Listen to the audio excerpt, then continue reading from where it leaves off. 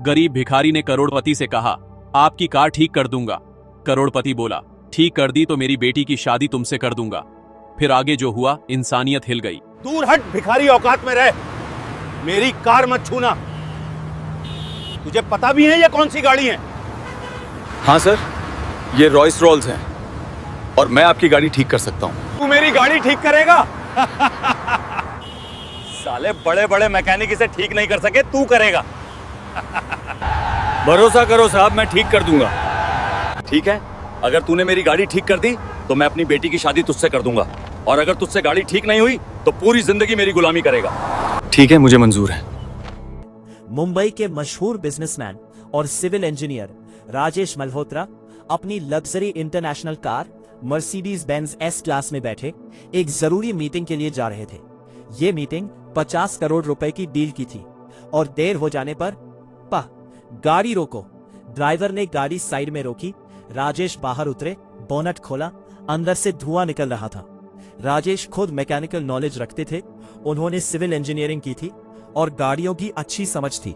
उन्होंने engine check किया लेकिन कोई ठीक नहीं कर पाया। राजेश ने बॉडीगार्ड को कहा, तुरंत किसी मैकेनिक को बुलाओ, जल्दी। बॉडीगार्ड ने पास के गैरेज में फोन किया। पहला मैकेनिक आया, गाड़ी देखी और हाथ खड़े कर दिए। इंटरनेशनल कार है, इसके पार्ट्स यहां नहीं। राजेश का माथा ठनका। वक्त निकला जा रहा था, मीटिंग का समय करीब आ रहा था। उन्होंने गुस्से में कहा, कोई तो है जो इस गाड़ी को ठीक कर सके, लेकिन कोई तैयार नहीं था। सबकी हंसी तभी सड़क के किनारे से एक गरीब मैला कुचैला आदमी आया, फटे कपड़े पहने। यह सुनते ही राजेश और उनके बॉडीगार्ड जोर जोर से हंसने लगे। आसपास खड़े लोग भी हंसने लगे। एक बॉडीगार्ड ने व्यंग्य से कहा, अरे भाई, बड़े बड़े मैकेनिक हार मान गए और तू कहां से आ गया? तू भिखारी है, गाड़ी क्या ठीक करेगा? दूसरे बॉडीगार्ड ने जोड़ा, साहब इसे चूने भी मत दो, कहीं इसने गाड़ी चूली और खराब हो गई तो पूरा नुकसान हो जाएगा। राजेश ने भी घमंड से कहा, देखो भाई, ये मर्सिडीज है, कोई साइकिल नहीं, इसे ठीक करने के लिए एक्सपर्ट चाहिए। मैं जानता हूं ये इंटरनेशनल गाड़ी है, लेकिन मुझे इसे ठीक करना आता है, बस एक मौका दीजिए। राजेश को अब गुस्सा आ गया, लेकिन वक्त निकला जा रहा था और कोई और विकल्प नहीं था। राजेश ने ओवर कॉन्फिडेंस में तंज कसते हुए कहा, तो मैं अपनी जवान बेटी की शादी तुमसे कर दूंगा। ये सुनकर सब फिर से जोर जोर से हंसने लगे।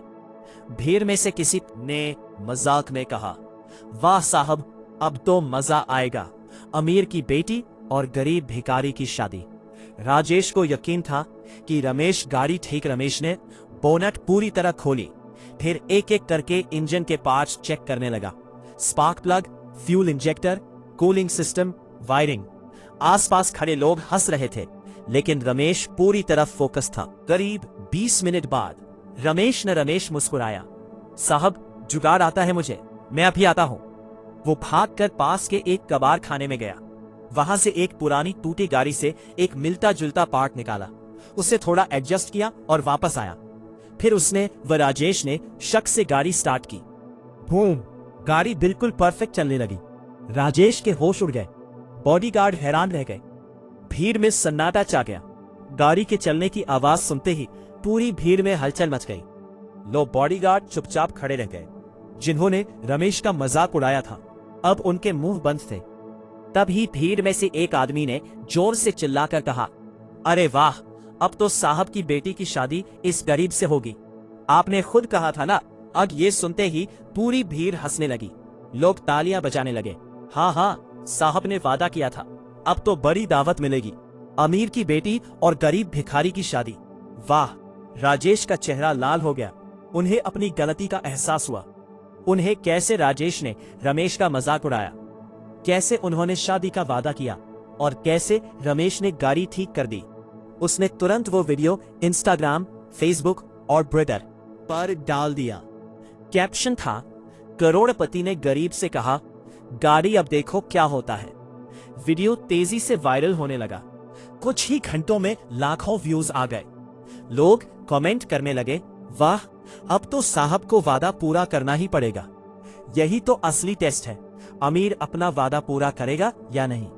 एक रिपोर्टर ने माइक आगे बढ़ाकर पूछा, राजेश जी, आपने सार्वजनिक रूप से वादा किया था कि अगर वो गरीब आदमी गाड़ी ठीक कर दे तो आप अपनी बेटी की शादी उससे कर देंगे। अब वो गाड़ी ठीक हो गई है, क्या आप अपना वादा पिता की इज्जत बचाने के लिए राजेश की बेटी अनन्या, 24 साल की, पढ़ी लिखी, खूबसूरत, उसने भी वो वायरल वीडियो देखा था। जब मीडिया का दबाव बढ़ने लगा तो अनन्या ने अपने पिता से बात की। पापा, आपने सबके सामने वादा किया था। राजेश ने हैरानी से पूछा, बेटा तू क्या कह रही है? तू उस गरीब से शादी कर लेगी? अनन्या ने दृढ़ता से कहा, पापा, आपने मुझे सिखाया था कि वादा निभाना जरूरी है, और अगर उस आदमी ने गाड़ी ठीक कर दी तो उसमें जरूर कोई हुनर है। राजेश की आंखों में आंसू आ गए। उन्हें अपनी बेटी पर गर्व हुआ, लेकिन साथ ही दिल भी टूट गया। अगले दिन राजेश ने मीडिया के सामने घोषणा की, मैं अपना वादा पूरा करूंगा। मेरी बेटी अनन्या की शादी रमेश से होगी। ये खबर पूरे देश में सनसनी फैल गई। सोशल मीडिया पर ट्रेंडिंग होने लगा। #आमिर की बेटी भिखारी से। कुछ लोग राजेश की तारीफ कर रहे थे, वाह सच्चे इंसान है, वादा निभा रहे हैं। कुछ लोग तंज कस रहे थे, अरे मजबूरी है, मीडिया के दिखावे के लिए साफ सुथरा किया गया। लेकिन रमेश के चेहरे पर कोई खुशी नहीं थी, बस एक अजीब सी शांति थी। शादी का दिन आ गया। बड़ा सा शादी हॉल, सैकड़ों मेहमान, मीडिया के कैमरे, सब तैयार था। अनन्या दुल्हन के कपड़ों में तैयार बैठी थी। उसके चेहरे पर अब वो भिखारी नहीं लग रहा था, साफ सुथरा, सभ्य। राजेश मंडप में बैठे थे, बेचैन। मेहमान फुसफुसा रहे थे, कैसी अजीब शादी है, अमीर की बेटी और गरीब भिखारी। राजेश साहब को मजबूरी में करनी पड़ रही है। पंडित, पूरा हॉल खामोश हो गया। सब हैरानी से रमेश को देखने लगे। रमेश ने कहा, मैं ये शादी नहीं करूंगा। राजेश चौंक गए। मेहमान सन्नाटे में आ गए। मीडिया के कैमरे रमेश पर फोकस हो गए।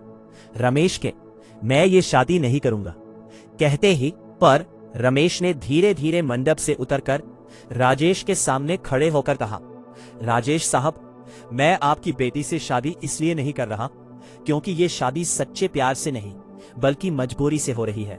राजेश ने सकपकाते हुए कहा, लेकिन मैंने वादा किया था, मैं अपना वादा पूरा कर रहा हूं।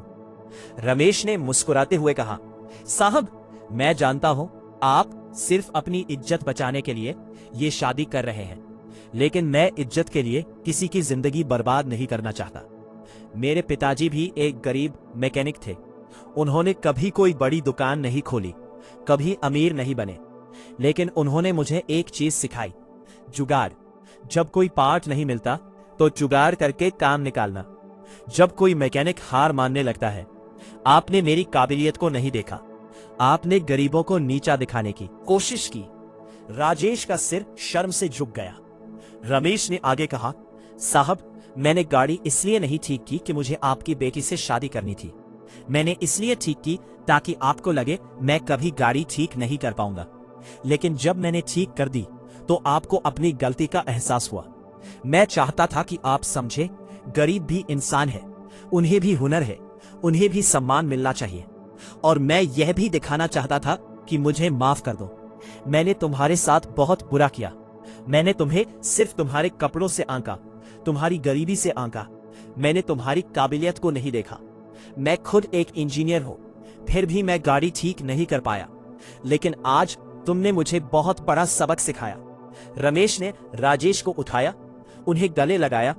साहब, मुझे आपसे कोई शिकायत नहीं है, बस यही चाहता था कि आपको अपनी गलती का एहसास हो, और आज हो गया। अनन्या भी आगे आई। उसने रमेश से कहा, लेकिन आज आपने मुझे सिखाया कि इंसान की पहचान उसके कपड़ों से नहीं, उसके कर्मों से होती है। आप एक सच्चे इंसान हैं। मैं आपका सम्मान करती हूं। रमेश ने मुस्कुराते हुए कहा, बेटी, तुम बहुत अच्छी हो। अपने पिता की इज्जत के साथ आज से मैं वादा करता हूं, मैं कभी किसी गरीब को उसके कपड़ों या हालात से नहीं आंकूंगा। मैं अपनी कंपनी में गरीब और हुनरमंद लोगों को नौकरी दूंगा।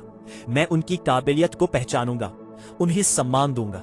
और रमेश, मैं तुझे, जिसने मुझे ये मौका दिया कि मैं आपको सच्चाई दिखा सकूं। पूरा हॉल तालियों से गूंज उठा। मीडिया ने यह पूरा दृश्य रिकॉर्ड किया। अगले दिन ये खबर पूरे देश में फैल गई।